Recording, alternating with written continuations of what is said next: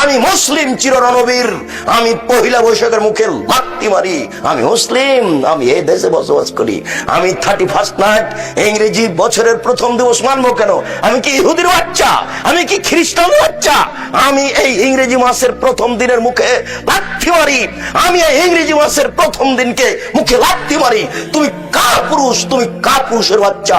তোমার শরীরে পুজ আছে, তুমি মূর্খ, তুমি বর্বর, তুমি অসভ্য। যত যুবক যুবতী এইসব দিবস মানে, যারা পান্তা ভাত নিয়ে গিয়ে বট গাছের নিচে ইলিশ মাছ দিয়ে খায়, এবং যারা একে মানে, যাকে এরা হিসাব করে, যত নেতা, যত নেত্রী, যত ছাত্রী, যত ছাত্র, যত শিক্ষক, যত শিক্ষিকা, এরা সবাই বন্য, এরা সবাই বর্বর, এরা সবাই অসভ্য।